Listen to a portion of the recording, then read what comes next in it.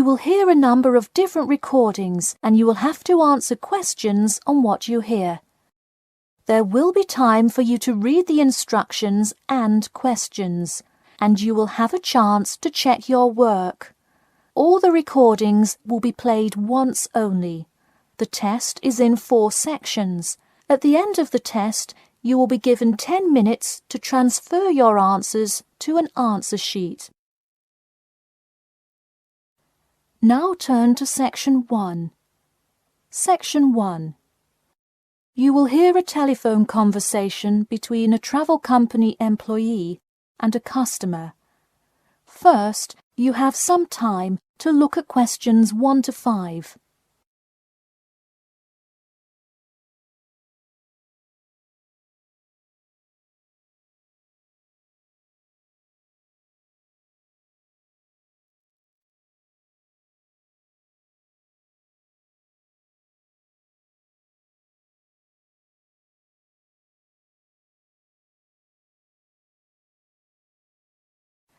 You will see that there is an example which has been done for you. On this occasion only, the conversation relating to this will be played first. Hello? Hi, good morning. This is Talia from Parrot Bay Travel Agency. Is Robert Goddard there? Yes, speaking. The man says that he is Robert Goddard. So, Robert Goddard has been written in the space. Now we shall begin. You should answer the questions as you listen, because you will not hear the recording a second time. Listen carefully and answer questions 1 to 5. Hello? Hi, good morning. This is Talia from Parrot Bay Travel Agency. Is Robert Goddard there? Yes, speaking. I'm so sorry that I made such an early phone call, and I'm calling to ask a few questions about your most recent vacation. Could I have 5 minutes of your time? Sure thing. Great, thanks. Now, I see here that you visited Melbourne. Was this your first visit to Melbourne? No, I have actually been there twice before. I see. Now, what would you say was your favourite part about Melbourne? Well, I did like seeing the exotic wildlife, and there are great sights to see, but I have to say I was most impressed by the amazing weather. Yeah, the weather there is amazing. Which of the sites listed as part of our official tour did you see? And of those, which was your favourite? First I saw the theatre, which was beautifully designed. It was not nearly as cool as the town hall, though. The building is a huge part of Melbourne's history. Definitely my favourite. I saw the aquarium too, but wasn't too impressed. I see. Yes, people often have great reviews of Town Hall. Now, I would like to ask you about your dining experience. Did you enjoy the food there? Absolutely, I loved it. I'm glad to hear it. Could you tell me a little bit about what you most enjoyed about the food? Being such an international city, I loved the variety. I could find any type of food I wanted, whether I wanted seafood, burgers, or anything else. You name it, and they had it. Did you drive to Melbourne? No, I flew. I thought about going by train, but in the interest of time, I decided to go by plane. Right, I see. Before you hear the rest of the conversation, you have some time to look at questions 6 to 10.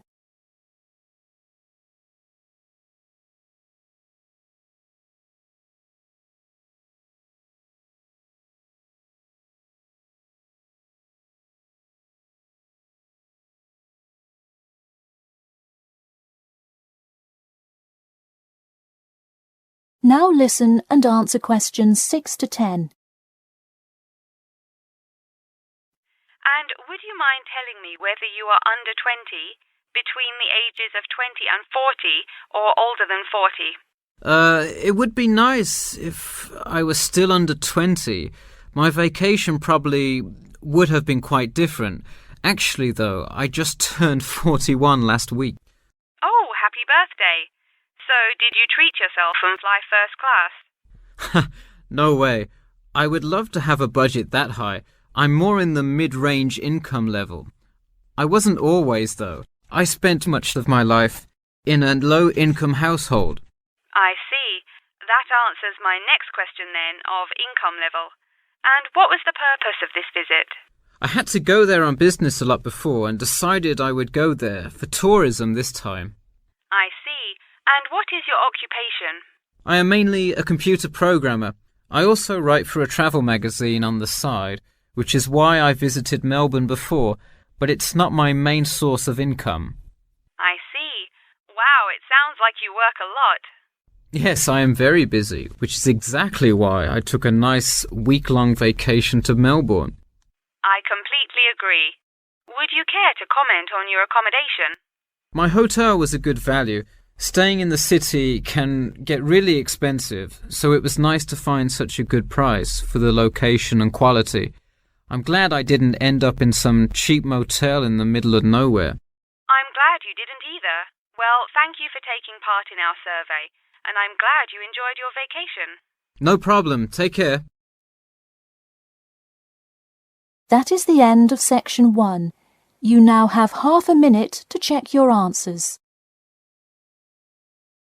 Section 2. You will hear a talk about the main points of interest and the improvements made in the area. First, you have some time to look at questions 11 to 15.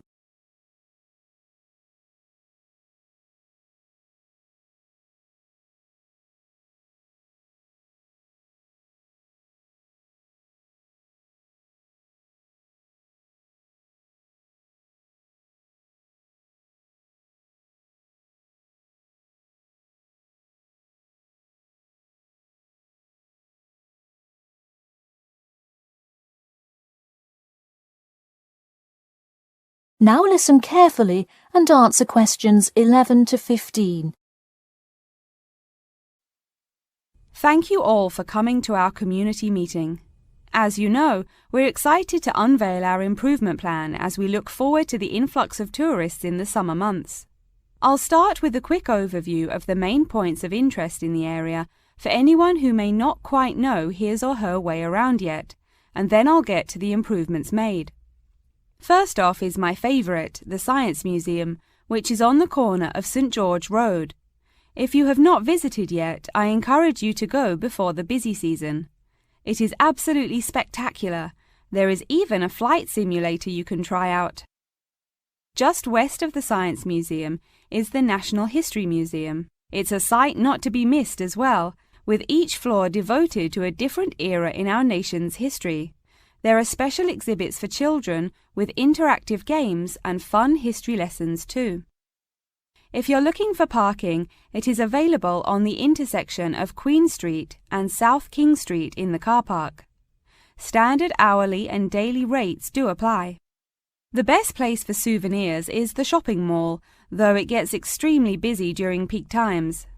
You can get there from the Tube or the entrance on Timber Road, just south of Cornwall Road. This area has students everywhere, usually from the primary school across the street from the shopping mall. Classes often take field trips and engage in guided tours through the area. So that's the overview of the main sites, and hopefully by now I've given you a general idea of the area. Before you hear the rest of the talk, you have some time to look at questions 16 to 20.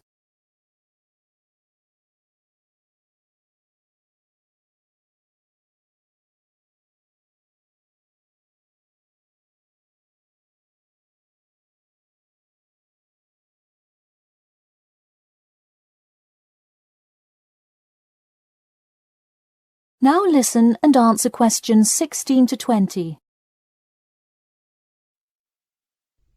Now I'm going to outline the improvements we have made in our efforts to make the experience even better for each and every one of our visitors. You probably noticed when you first drove into the car park this morning that there is now additional signage to help avoid confusion. The directions were not entirely clear at first, so we have increased the number of one-way signs indicating the correct direction of traffic flow. Not far from there, in line with our mission of giving back to the community, we constructed a brand new playground for the primary school. It is really something to be excited for. The equipment is state-of-the-art and includes swings, a small climbing wall, and even an obstacle course. Now we'll head north and take a look at the Science Museum. In response to our feedback from past visitors to the museum, there is now free information available outlining not only upcoming IMAX showings, but also natural wonders like meteor showers, eclipses, and other cool natural events. The Science Museum isn't the only museum improving the experience of its visitors. The National History Museum has added an entire new wing to its facility to accommodate the large crowds of people gathering to see the Civil War exhibit, Inventions Timeline exhibit, and other wonderful sections of the museum. The increase in space will definitely give a more calm, comfortable experience for visitors. And finally, remember when there was actually a line at the mall entrance from the tube station? It was terrible trying to get anywhere from the tube because foot traffic got so backed up sometimes. We have addressed that by adding another entry point into the mall from the other end of the platform to disperse the crowd. So those are the major improvements we have made. Clearly, having too many people that want to visit and enjoy what our community has to offer the public is a good problem to have, and I am confident that we have made the changes necessary to accommodate the growing interest in the area. As always, we welcome any questions, comments, or concerns about the new improvement plan. In a few minutes, I will open up the floor for questions, but you can also contact me or any other board member by email or through the city website. Thank you for coming, and I now encourage you to stay for the questions and answers panel occurring between now and 10:30. That is the end of Section 2. You now have half a minute to Section 3. You will hear two students called Jane and Mark talking to their tutor about the project assignments for their senior thesis. First, you have some time to look at questions 21 to 23.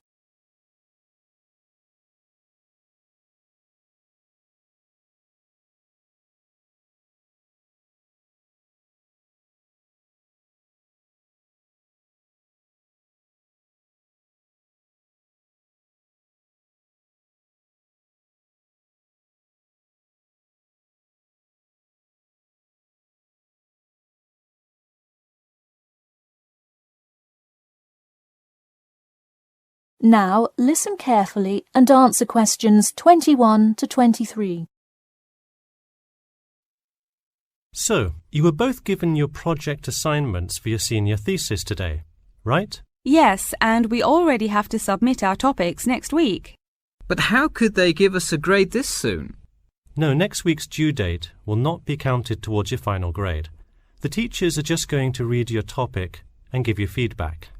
Oh, I see. So first we should come up with our topics, and then what? Well, once you know what you want to study, you need to think about how you'll study it. You need to decide on your research methods. The methods will be the main part of your paper. What about the results section? Well, I can give you feedback on that, but you will be the one carrying out an experiment, and thus will have to produce the results on your own. What I would like to do today is practice writing research papers before you even begin your report. I'll give you samples of old data from past experience, and you can practice writing results and drawing conclusions. I think that would be really helpful. Yeah, it sounds like a lot of extra work, but I'm sure it would make our actual project easier. You're exactly right. So let's get started. First, let's try this simple experiment on fruit flies. Read the information and then take 25 minutes to summarize a results and conclusion section.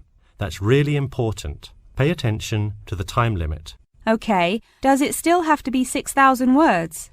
No, don't worry about that. What if we get off topic? I wouldn't worry too much. You'll have so much information to write about that it should be easy to stay on topic. Before you hear the rest of the talk, you have some time to look at questions 24 to 30.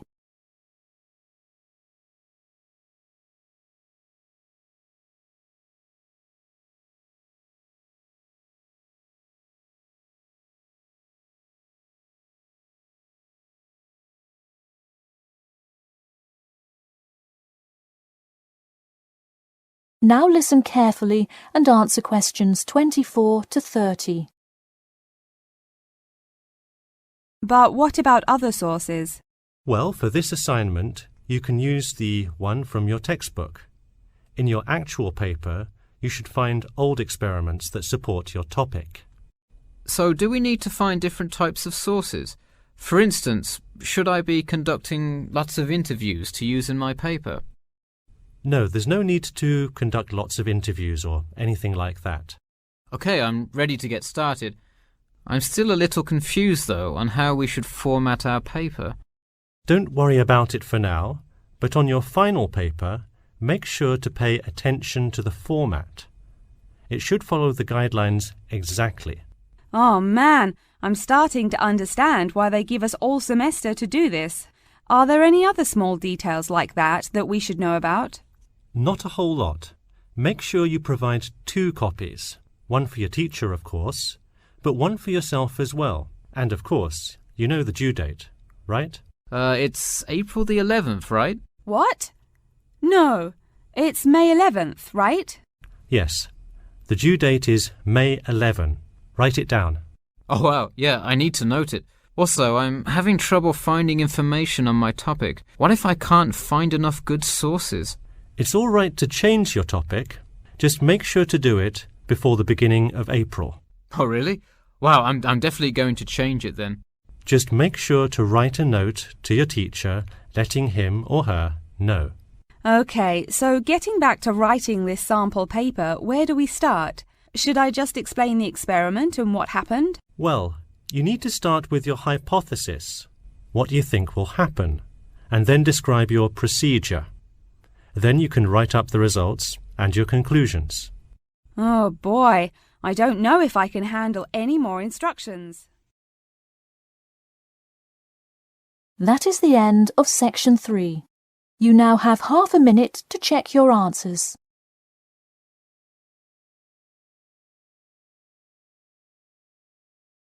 Section 4. You will hear part of a lecture about factors you should consider when creating advertising materials and the effects they can have on your product sales. First, you have some time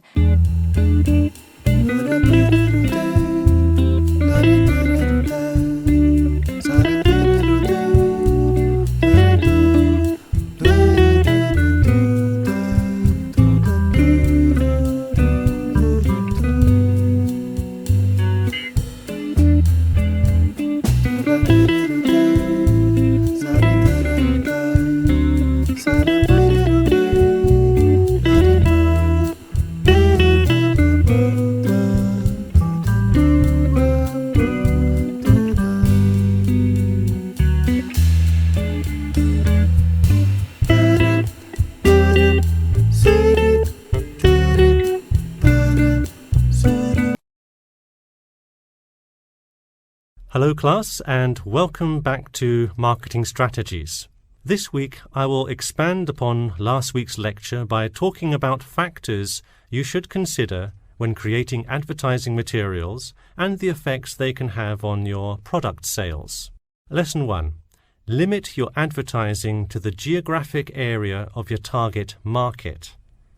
Though you may have a product that people want in a large area, the distance that customers are willing to travel is a significant factor in their choice of where to purchase that product. Take this example. If you're really hungry and decide you want a burrito, would you choose the restaurant that is a block from your apartment or the one that is just as good or even slightly better across town? Of course, you'd pick the closer restaurant. Next, there's the method of communication to your target market. How do you decide among radio ads, TV commercials, flyers, or even word of mouth? While we often think of the visual presentation of ads, there's much more to advertising than the look. Studies show that consumers are much more likely to remember advertising slogans if there's also a sound plate. Did you know that your sense of smell is closely linked with memory? Think about Mandy's candy store up the road. Every time you walk past it, you can just smell the chocolate, right? I bet you can almost smell it now. Just mentioning the name brings about the smell memory and, in turn, a chocolate craving. What better way to sell chocolate bars? Obviously, sometimes appealing to the senses isn't the most practical way to advertise. For example, it's a good idea to come up with a marketing strategy that adapts to the product, especially digital products. The flexibility of this kind of products is extremely important, so it's very common for advertisers to form one single layout for all of their ads, the visual, the medium, even the majority of the content, and simply update the ad each time they come out with a new version.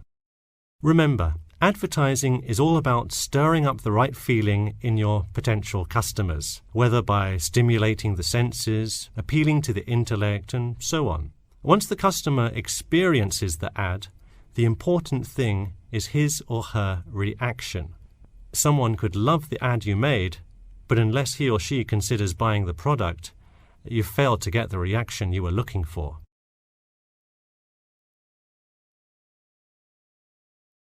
So once you have successfully reached your target customer and you have his or her business, often you'll want to expand to a larger market. More often than not, the same marketing strategies you used in your small campaign may not work for a larger audience. The larger you scale your product, the more factors you must consider. For instance, Apple operates worldwide, so they must tailor their advertising for each market they enter. Often you'll see Apple ads on international flights that appear not only in English, which is the lingua franca of most regions, but also in the native languages of the majority of passengers. I travelled to Russia last week, and it was really interesting to see the same Nike ad that I've seen 100 times, except this time it was in Russian.